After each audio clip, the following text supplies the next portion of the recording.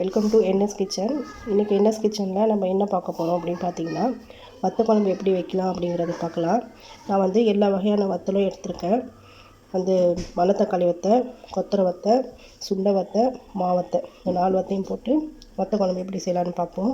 அதுக்கு கொஞ்சம் சின்ன வெங்காயம், தக்காளி, பூண்டு, 3 பச்சை மிளகா, கருவேப்பிலை, புளி வந்து ஒரு லெமன் சைஸ் அளவுக்கு புளி எடுத்துக்கலாம். வாங்க வத்த குழம்பு எப்படி செய்யலாங்கிறத பார்க்கலாம். வாங்க வீடியோக்குள்ளே போகலாம். வீடியோ ஃபஸ்ட் டைம் பார்க்குறவங்க சப்ஸ்கிரைப் பண்ணுங்கள், கமெண்ட் பண்ணுங்கள். வாங்க வீடியோக்குள்ளே போகலாம். இப்போ ஒரு பேன் எடுத்துக்கிட்டு 2 ஸ்பூனு நல்லெண்ணெய் ஊற்றிக்கலாம்.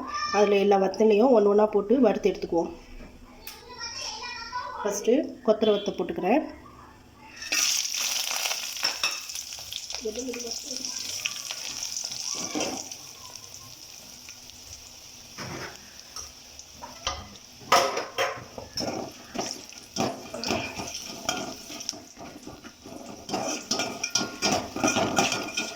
அதெல்லாம் வதங்கிச்சு. ரொம்பவும் சவக்கக்கூடாது,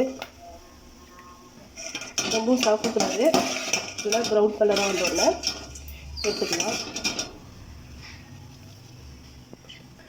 அடுத்தது சுண்டை வத்தையை போட்டுக்கலாம்.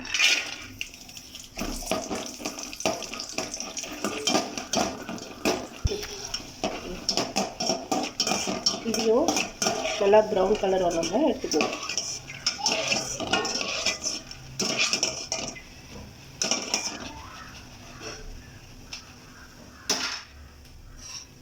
அடுத்தது மணத்தக்காளி வத்தை போட்டுக்கலாம்.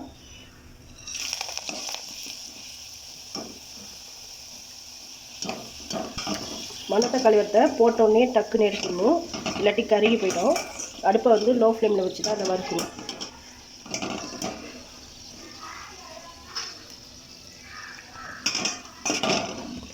அப்புறம் வந்து தாளிக்கிறதுக்குள்ள திங்ஸை பார்க்கலாம். கொஞ்சோண்டு வெந்தயம், கொஞ்சம் கடுகு, 2 கொத்து கருவேப்பிலை.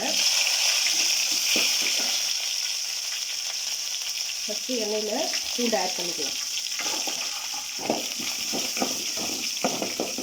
பூண்டு நல்லா வதங்கி வரணும். பூண்டு நல்லா எண்ணெயில் வதங்கிடுச்சு. இப்போ சின்ன பச்சை மிளகா ஆட் பண்ணிக்கலாம். அது சின்ன வெங்காயத்தை ஆட் பண்ணிக்கலாம்.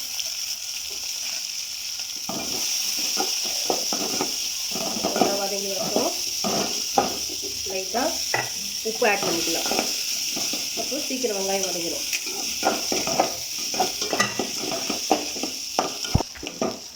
வெங்காயம் நல்லா வதங்கிடுச்சு, கோல்டன் கலர் ஆயிடுச்சு. இப்போ வந்து தக்காளி ஆட் பண்ணிக்கலாம்.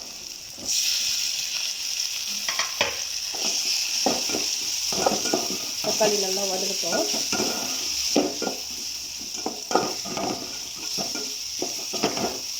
நல்லா மசிஞ்சு வைப்போம். தக்காளி நல்லா வதங்கிடுச்சு. இதில் நம்ம மசாலா ஆட் பண்ணிக்கலாம்.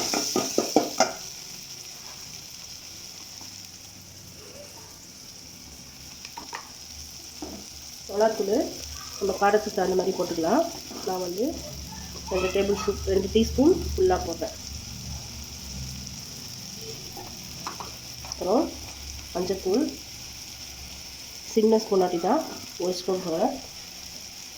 இந்த வத்த குழம்புக்கு மசாலா கூட இருந்தால் நல்லா இருக்காது, லைட் மசாலாவாக தான் இருக்கணும். ஜீரகத்தூளும் 1 டீஸ்பூன் போடுறேன். மிளகுத்தூளும் 1 டீஸ்பூன் போடுறேன்.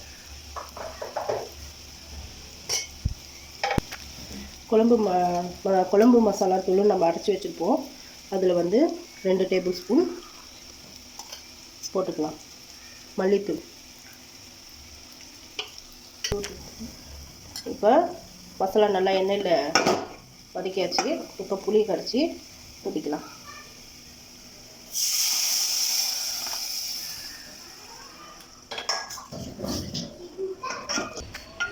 இப்போ புளிலாம் ஆட் பண்ணியாச்சு. இது நல்லா கொதித்து வரட்டும். வந்ததுக்கப்புறம் நம்ம வறுத்து வச்சுருந்த வத்தல் எல்லாத்தையும் இது உள்ளே ஆட் பண்ணிக்கலாம். இப்போ குழம்பு நல்லா கொதிக்குது.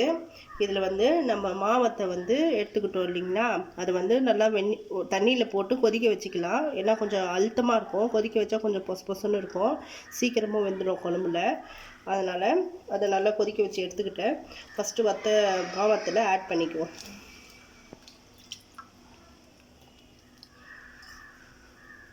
அப்புறம் வறுத்து வச்சுருந்த சுண்டை வத்தை, மணத்தக்காளி வத்தை, கொத்தரை வத்தை இது எல்லாத்தையுமே ஆட் பண்ணிக்கலாம்.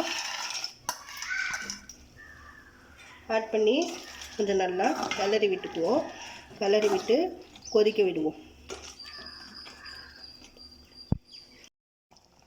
பாருங்கள், இப்போ மீடியம் ஃப்ளேமில் வச்சு ஒரு 15 மினிட்ஸ் நல்லா கொதிக்க விட்டாச்சு. நல்லா வந்து சுண்டி நல்லா எண்ணெய் பிரிஞ்சு வத்த குழம்பு ரெடி ஆயிடுச்சு. நல்லா வத்தலாம் எல்லாம் நல்லா வெந்து சூப்பராக இருக்குது. இதோட சாதத்தோடு போட்டு சாப்பிட்லாம். யார் யாருக்கு வத்த குழம்பு ரொம்ப பிடிக்கும்னு கமெண்ட் பண்ணுங்கள். சேனலில் ஃபஸ்ட் டைம் பார்க்குறவங்க சப்ஸ்கிரைப் பண்ணுங்கள். இன்னும் நம்ம சேனலில் நல்ல வீடியோஸ்லாம் வரும், மறக்காமல் லைக் பண்ணிக்கோங்க. ஓகே, நெக்ஸ்ட் வீடியோவில் சந்திக்கலாம். பாய். சாதத்தில் போட்டு சாப்பிடும்போது நல்லா டேஸ்ட்டாக செம்மையாக இருக்கும். வாங்க சாப்பிட்லாம்.